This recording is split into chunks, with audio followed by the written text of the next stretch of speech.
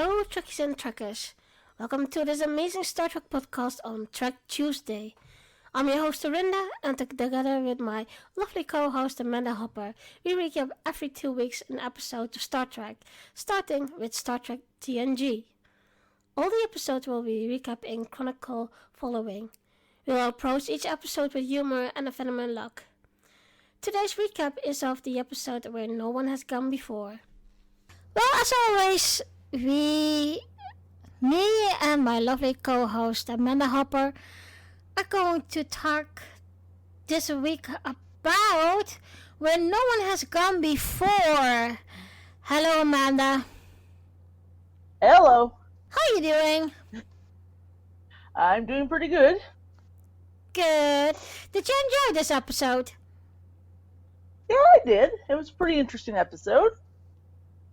It's a lot of Wesley this time in this one.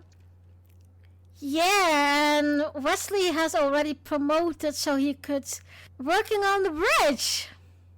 Yeah, he got to sit on the bridge towards the end of the episode. I was thinking right away, well, even Wesley gets faster and more promotions than Harry Kim. Yeah, Harry Kim was always an ensign through all the seasons. He never got promoted. He was always known as Ensign Harry Kim throughout his whole career. I don't think that man ever got promoted once. Well, he ended up as being a captain when he in the end game. I don't know if you remember when Admiral Janeway went to the Borg to plant a virus in there, and then you saw Admiral Janeway and Captain Kim. Oh, okay. I never really watched every single episode on that yet. Yeah, I'm going to have to really start watching those. But we're going to talk about where no one has gone before. This is our 5th episode. One question. How do you like it till now? They've been really good episodes so far. I've been liking it. That's good to hear. The Enterprise has been rendezvous with, what was the name of that ship? They were rendezvousing and they will getting a guest propulsion expert and his assistant. We know the assistant as the Traveler. Yeah. And they are going to do some tests on the warp drive engine. Now, I must say, the expert called Lieutenant Kosinski, and right away, in the first scene he got, I started to hate him. Yeah. I don't know what about you, but he seemed to be a bit rude, a bit arrogant of himself, a bit of a prick. Like, he has a really nasty attitude, I find, like, being all smug and everything. He basically is.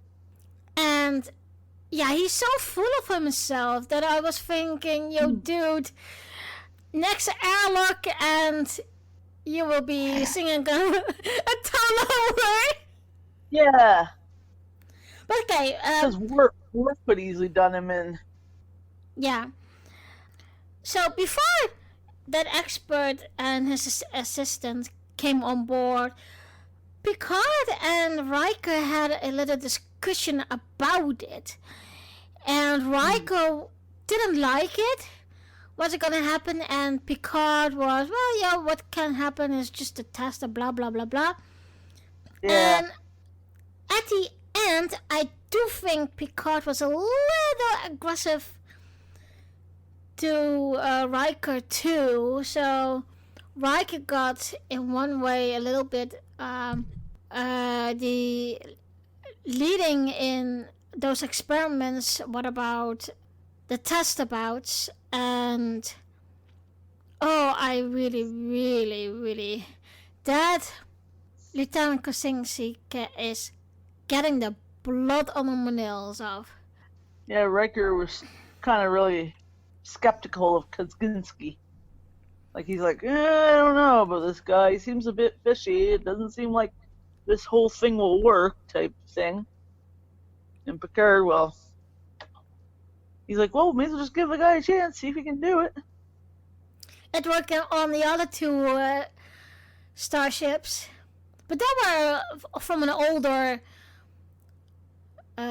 year, those starships. So they had probably more with it than the Enterprise will be. Because Enterprise was just a very new ship.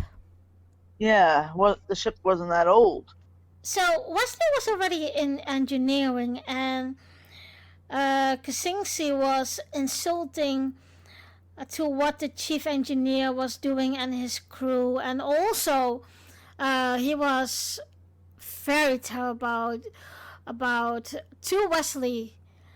Well, when the traveler sat down at his station and he was talking with Wesley, and you could see there was an instant connection, but also the traveler felt Wesley is special. Because Wesley he's like a genius, basically. He's got smarts. Yeah, and I think that is one of the beautiful things of this episode. You could see that although Captain Picard isn't fond of children, he is finding himself a way to, in that way, promote Wesley. So Wesley could come onto the bridge and learn from in the station. And Captain Picard also said in the end of the episode, you will be till you are accepted on Starfleet Academy, you will be working and learning this ship in and out. Yeah, and Riker and crew members would be helping him out, basically like teaching him stuff. Yeah, but I do think I don't know if that was the second episode when that some kind of a virus came on board. I forget the name of it already, what the virus was. But anyway, you could already see that Wesley wasn't learning in school, but more in the ship itself. And you could see he really had interested in it. Yeah, like he mentioned before that he knew a lot of stuff. I can't remember if it was the first or second episode that when he was on the deck with his mother there, he's like, Captain, you got a red alert. Like, he was smart. He knew what he was doing. So the test began, and I must say it was very interesting to see how the test will be conducted. Also, Wesley was putting already his mind out, especially with the traveler together, and it was very good to see how smart Wesley really is. And so the traveler did something, but the test went wrong. And instead of staying in their own galaxy, they went 2-3 galaxies further. And they went, it was about 300 light years to get home from that point. Yeah, it would take a long time to get back on one of the warps, one of their faster warp drives. It would take quite a while just going on their regular fast warp and not what they did. And what really was irritating me when the test was over, well, Wesley was very concerned about the traveler, but Kosinski went to the bridge, and he was so cocky towards Picard. I was thinking, yo, dude, one wrong word and Worf and Tasha Yar will kick you out of the first airlock that is there. He was so full of himself, and he said, well, Captain, I make a big mistake, but see it as a lucky thing because now we are so far in the galaxies and we can do exactly where we're coming from, and that is exploring. I was thinking, dude, you Stop can't. being so smug. Somebody's gonna wipe that smugness off his face if he didn't stop. Yeah, it was just, and I think a lot of people of the crew would like to do that. Especially Worf. If Worf got his hands on him, he'd be in trouble. Yeah, I think the test what they did, and of course later in the episode the traveler mentioned that he was just an alien from far away and he could do things that no one could do, and he said, call me the traveler because you can't pronounce my name. And Yeah, his name was unpronounceable. yeah, I think also, of course, we'll see the traveler on a later date in another episodes with Wesley, of course. Yeah. What I really did like is that I think you can see, and what I do still am curious about is where does Wesley Crusher get his knowledge and his wisdom of? Because, like we know, he's a very young boy. But is his dad a genius like that? Or his mom? Or is it a combined something? Or is it just that... Could be. I was about to say it could be a combo of both his parents and his upbringing. They probably are both smart. They probably are. Or Jack was smart. I'm sure Jack was smart. We know Beverly's pretty darn smart, and their combinedness, they probably taught him a few things too. So he probably got his smarts from both of them. Yeah, who knows what is developing when when Dr. Crusher was pregnant. In one way, and I remind myself now, could it be that he is a little bit of genetical involved like Bashir? I don't know. You know, from what I heard, Bashir was a bit different, like genetically. I think there's some work done on his genes, I think, if I remember correctly. Yeah, so maybe, who knows, maybe Dr. Crusher, I don't want to say experiment with something like that, but yeah, it's very noticeable that Wesley is that smart. So yeah, Wesley is super smart. So let's get back to the episode. We were on the bridge with Kosinski, and well, you could see that the whole bridge crew was hating him and didn't like him, and it was so annoying when Picard ordered Kosinski to get them home, and he was smirking and walked up to the turbo lift, and he was saying, "So, coming, Riker?" Oh my God! And Picard said, Commander Riker will be there in a minute. And as soon as Kosinski was in the turbo lift, Picard said, "Okay, guys, I need your opinion. Tell me what you think we should do." And they give their opinions. And did you notice that Data was the only one who said, "Well, sir, we are so far from home now. This is a great opportunity to actually explore." Yeah, I just remember Data saying that. Yeah, it's like, well, we're really far away home. We might as well explore while we're here before we start getting up again. Type deal. Yeah, and I don't know. In one way it was, maybe they did that because that was maybe one of the solutions.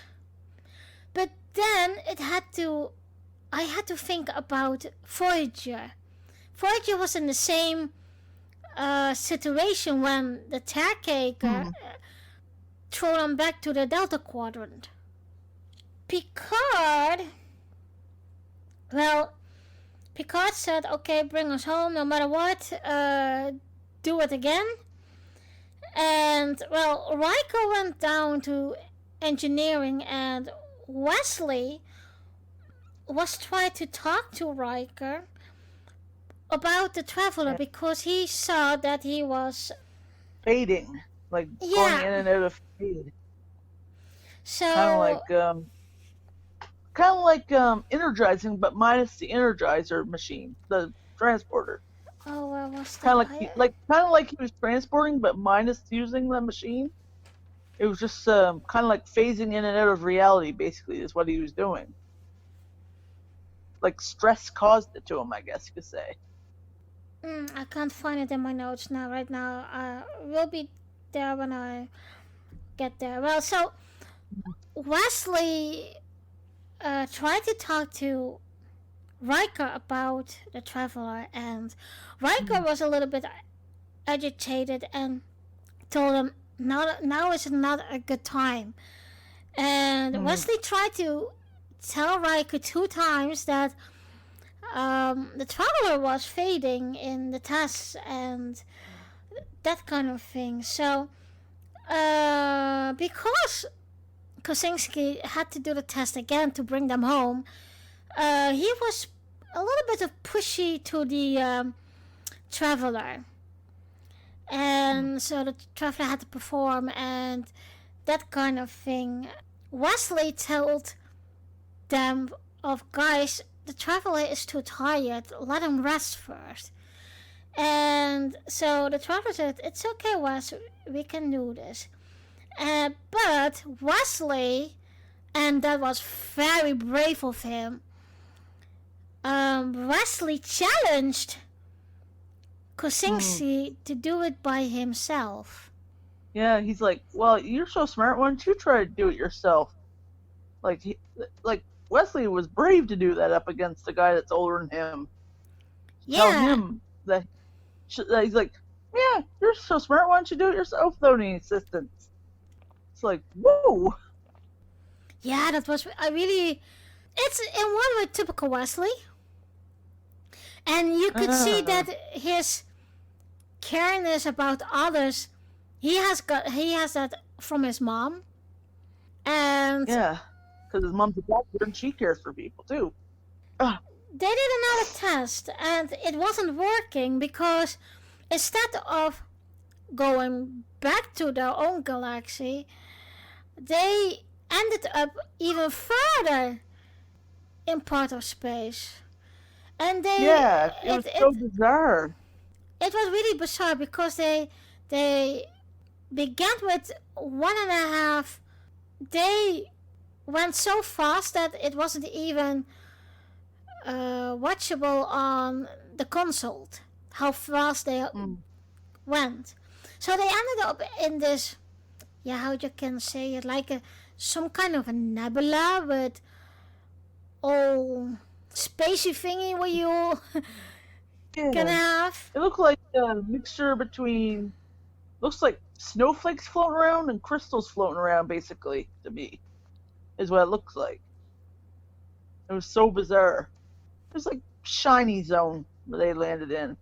Yeah, and it's all, it's what I really was found of it. It was like, it really looked like space, what you would expect of the unknown. The test didn't work, but the Traveler went like a phasing. Isn't it word phrasing? Yeah, it's kind of like a phasing in and out of reality he was doing. This time, Riker also saw it, and so now he knew what Wesley meant. Riker understood that it wasn't Kosinski with his test, what he was doing, it was the Traveler. He's probably thinking, holy crap, it's not Kosinski doing this, the little lying schmuck. It's the other guy that's able to do this, the Traveler.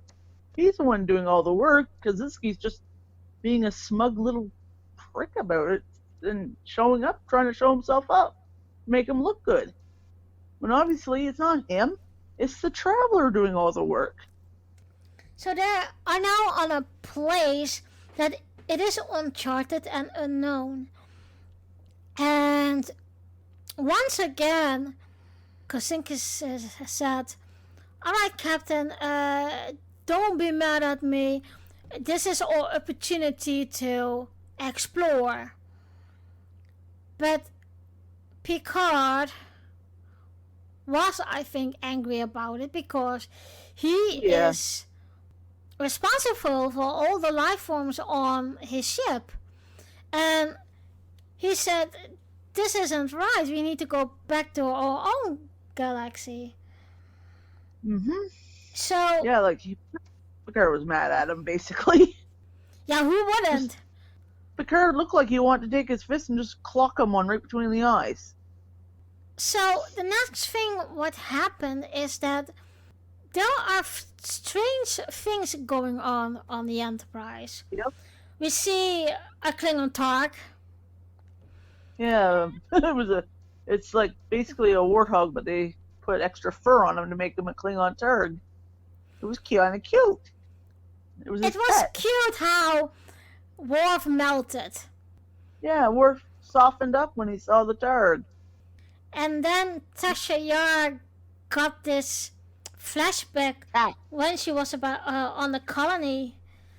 Yeah. And that was very, very bad. Yeah, she had to keep away from the gangs, basically. And it has something to do with what somebody was thinking it will appear. Yeah. Like, they thought it, and it appeared, apparently. Like, Worf was probably thinking about his pet back home or whatever, and, well, here comes his pet, the big old Klingon Targ, basically like a warthog. And you know, other people were thinking of other interesting things they were. Yar. That point in the episode, it reminds me of the episode of Shore Leave from TOS. They also go on a planet, and what they were thinking of, it would be a pier. Remember that? Is that the one where the Easter Bunny shows up? I think? Yeah. Okay, it's that weird one there. The bunny, and then I think other random characters show up. I forget what that episode, how that whole thing was. There's a lot of episodes I've seen, but a lot of episodes I missed. I'm sure I've seen that one, but I remember something about a giant rabbit. Yeah, it was, but what I was meaning about it, because it was the point of you're thinking about it and it appears. So, for example, Captain Kirk was thinking of that bully of him at school, Finnegan. And so Finnegan appears, and as always, Captain Kirk started to fight his bully. Well, it's something like this what happened to the Enterprise as well. There was a little moment that somebody was walking the corridor, and there was a big fire. And yes. Picard said, "Okay, you need to put that fire out. Think of putting the fire out." And it works. Yeah, it worked. So Picard was had a call to the whole ship and saying, "Okay, guys, this is what's happening. Be positive. Don't think too much about it, because we need to get out of here now, and the only one who can help us is the Traveler." Yeah. And So, like, basically focus your energy on the Traveler to help him out. And you could see that Picard had enough of this BS with Kosinski. Kosinski, yeah. Jeez. I think I So, remember the guy's name. The jerk's name is Kosinski, and he needs to be tossed out of an airlock. Dr. Crusher was investigating the traveler's condition in engineering, and Wesley was very concerned about him. They ended up I think, in sickbay or one of the corridors there, but okay. Picard asked what happened, and Riker told him of the phasing of the traveler, and then eventually they came out on Wesley, and Picard was a little annoyed that Wesley didn't say something. And Yeah. Riker came to his defense immediately. Yeah, he's like, I know, I should have listened to him, but I wasn't paying attention to him. I wouldn't listen to him. He's like, basically, he said he's kind of his fault. He should have listened to him. Yeah, and so Picard needed answers, and he ordered Dr. Crusher to wake the traveler up. Picard had some kind of a harsh conversation with the traveler to get answers. Also, Dr. Crusher said, be careful with what you do, because you're not going to get answers of him if you push him like that. Wasn't he dying? Yeah, traveler? basically, it seems like he was dying. It was like draining his life from him, all that fading. Yeah, and what happened next was that the traveler said, I will get you home, but I need to speak to the captain first alone in private. And they talked about Wesley Crusher. And later No, I'm saying, yeah, they did talk to Wesley. About Wesley's abilities, but the traveler was very clear and told Picard, you need to let go everything with the flow, because if you push him, because you have now knowledge of what I'm telling you, it will not work, and it will not be good for Wesley education and development of his life. Basically, he's saying to nurture Wesley's abilities is basically, I think, is what he's trying to say. So, yeah, the traveler was very weak. He had to need help to get walk to the engineering, and Picard went to the bridge and Riker to engineering. So everything is setting clear to do the experiment again, and the traveler asked Kosinski, who was a little more humble now, to be in the main console, because he needed him to take care of the things he wouldn't take care of. The traveler bring the Enterprise back is on the former position. No, they got it back. But the traveler disappeared. He was on the Enterprise, so, and that will be clear later on in the episodes when the traveler is coming back. You don't know if it is that one traveler or it is a traveler from the same species and know about Wesley. Yeah, that's what I'm wondering. Is it the same guy, or is it a different member of the Travel's species, but played by the same guy? Because there has to be something happening with the traveler when he phased and disappeared. So everything is back to normal, and Riker came on the bridge, and I must say there was a funny conversation between Picard and Riker, and I think you could also see the friendship already between them. And they were talking about Wesley and how good performance it was from Wesley, but there was one problem. Captain Picard still had that rule, no children on the bridge. Yep. So Picard said, okay, get Wesley to the bridge. So Riker called Wesley to the bridge on the double. And when Wesley came on the bridge, he was hesitant to get out the turbo lift because he knew, okay, I can't step on the bridge. Captain's order. But Picard told him to come on the bridge. And that was that little funny conversation between Riker and Picard about Wesley. And Wesley became between them.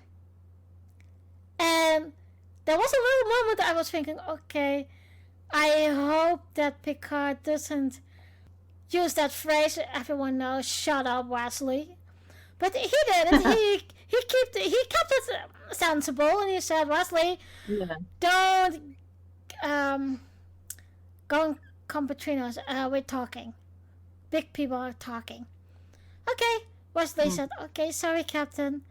And then Picard opened a captain's log and told everyone, because of the great performance of Wesley Crusher, he will become an acting ensign till he is going to Starfleet Academy, and he has all the privileges and responsibility what comes with the rank of ensign captain. Ensign captain? Acting ensign. That was in episode 2 with the VFIRS. That was acting captain. I was like, well, gee, he got promoted quickly from ensign to captain. Oh my god. So yeah, and then Picard made a joke while Wesley was sitting next to Counselor Troy, and Riker said, "Well, Captain, shall we call Dr. Crusher?" And Picard was saying, "Why do we need Dr. Crusher? Is somebody ill?"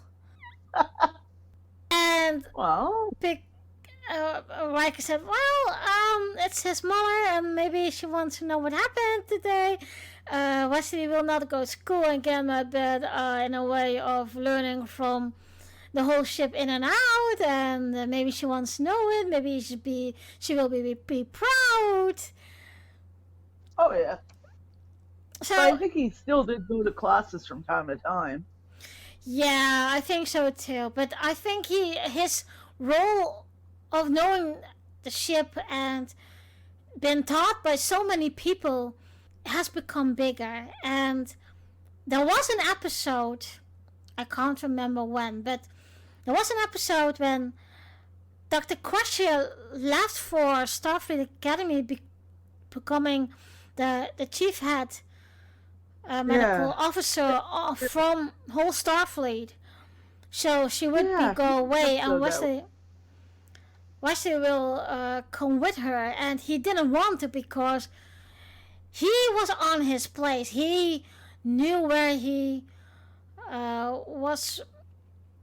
He wanted to stay on the Enterprise, so they ended up being some kind of guardians for him, all of them in a way. But Riker the most. We can already see, and I do think, and I said that I think in the first episode as well, that Picard has in one way some kind of soft spot for Wesley. I do think because he interacts with Wesley from time to time, his vision of children changes, and you can see that when he went back to Earth, to his brother, to his family, and he was very fond of his little nephew, Rene. Yeah. Yeah, I think in one way Wesley will change Picard in a way that, and I do think at the end Picard was looking up at him and he really embraced Wesley. Yeah, he will in future episodes, and I think in one future episode, Wesley helps saves his butt during a big accident on a planet. Yeah, that was the last episode before he went to the academy. Starfleet Academy. Yeah. Well, we have coming to the end of the episode. Is there something you'd like to add? I can't really think of anything that I can add about this one, but it was a good episode, though. It was a good episode, although I must say, Kosinski was so much more annoying than Quark. Oh my god, yes. Kosinski is the type of guy you want to put into an airlock and shoot him out into space. Yep. Quark, him being the way he is, thief and other type scammer guy, you just put him in jail for a few hours. Well, I start liking Quark in the episode when Odo was solid and Odo has to transport him to the council because, of course, Quark has to be convicted of the crime he did. But they ended up crashing on a planet and it was cold and they just had one set of clothes, thick clothes with them, and they had to work together. And at the end, Quark was the one who was determined to get that single out so they could be saved. Odo was giving up. Oh, okay. And, well, yeah, that was the start that I start liking Quark. And there was one person, though, in the whole galaxy who really can't handle Quark. Not only Odo, or Kira. I love Kira Nerys. Yeah, she seems like she wants to punch him sometimes. She is some kind of like similar to B'Elanna. It's the same type of person. But the other person who really has a grip on Quark was his mother, Mookie. Moogie. And that was so fun. Yeah. Well, he loved Mookie.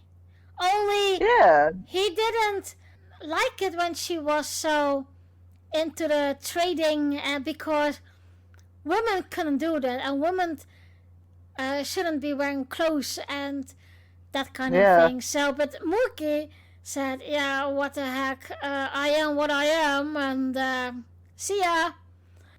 Yeah. But it is fun. It's fun. So there's only one thing we still need to do, and that is rating this episode.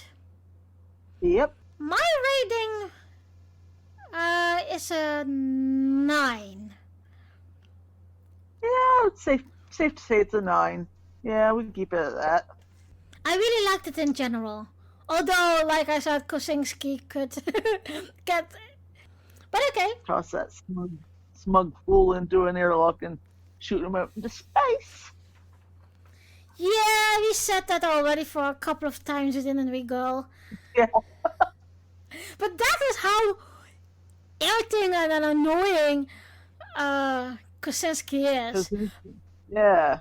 But we must say, I always say, if an actor or a character you really hate or getting the blood under your nose of, those are the best actors that is around, because they can feel you like that. Yeah.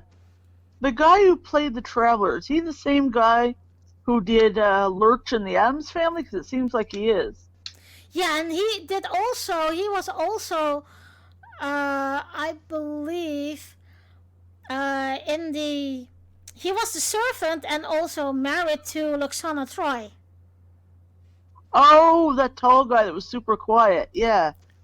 And I think he also played a character, this is a different thing, in a movie called Doctor Sleep. He was in that too, I think he was. Didn't he also play Rook in that TOS episode with that the fiance of Nurse Chapel was also an android? I don't recall. All I know is that guy's done a lot of stuff. I'm sure that's the guy that did Lurch also. I think this is it then. Thank you again, man. That was a nice talk again. And I think we had a lot to talk about. Also in, the whole episode. Yeah.